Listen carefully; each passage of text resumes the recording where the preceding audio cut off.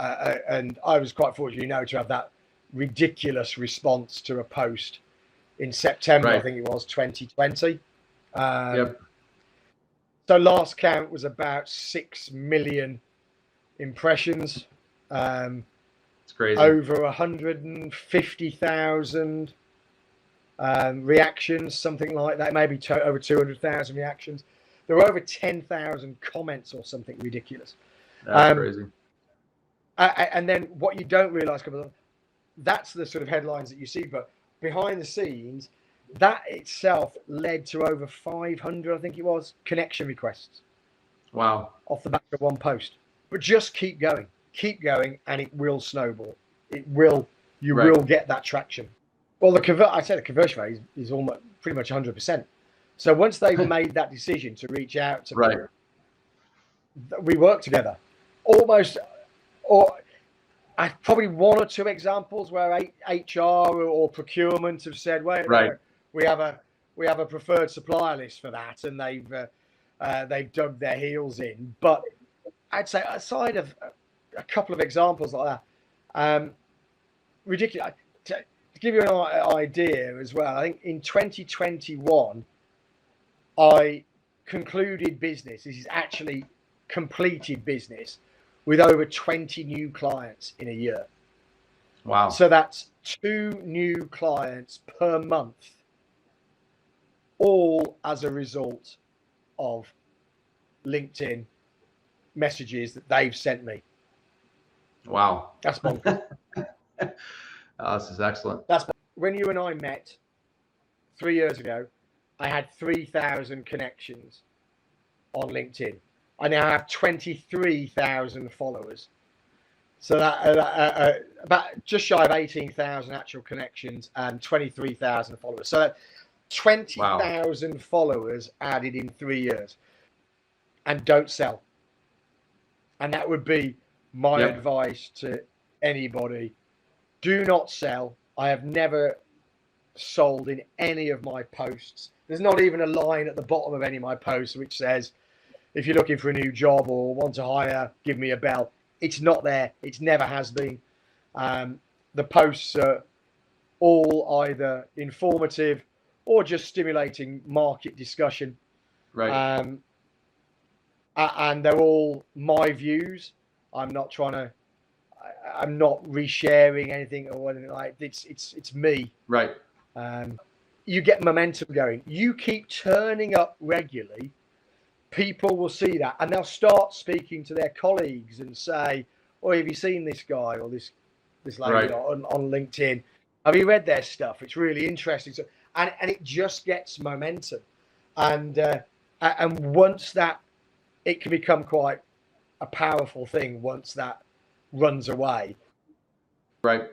And I want to just kind of use it as it's like, the reason why I keep going, Mark, why keep going. And I think the biggest thing that we can tell people is, well, what has that done to your pocketbook? What has that done to your revenue? Yeah. Why should I keep going?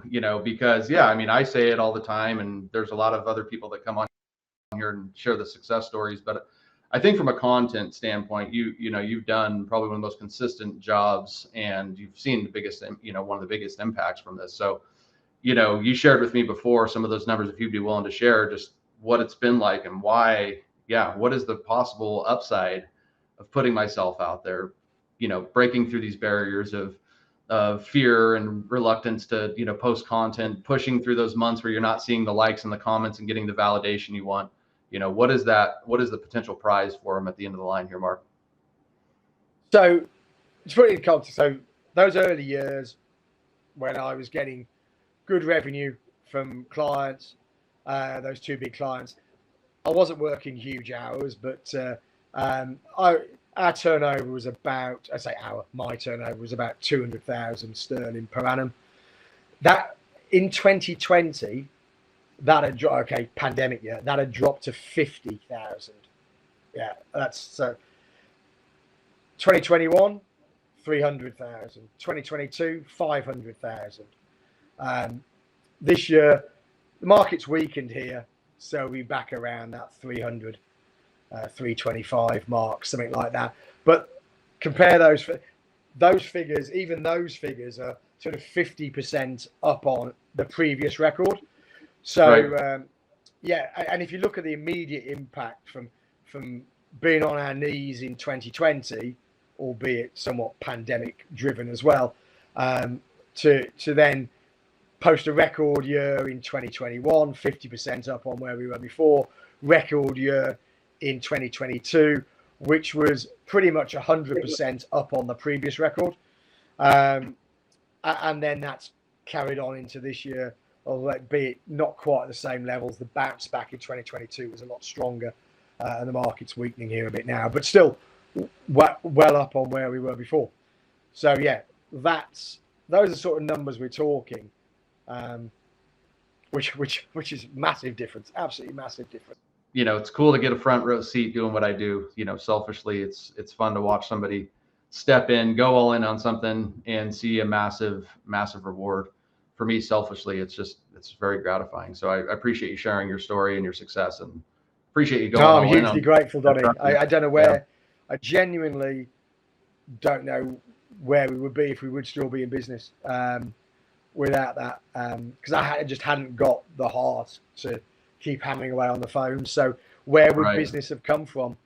Yeah. So and I suppose one overriding message that if I could do it all over again, I wish I'd done this from the outset. I wish I'd genuinely realised the power of LinkedIn, and that if you harness it properly, I refer to it as being a LinkedIn voyeur.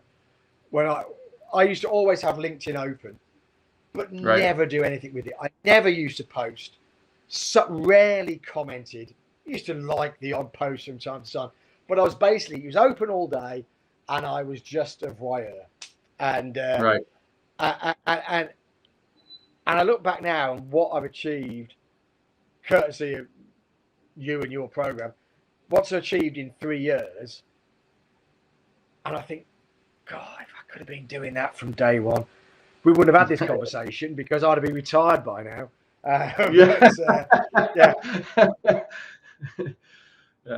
Seriously, it would have made that much difference.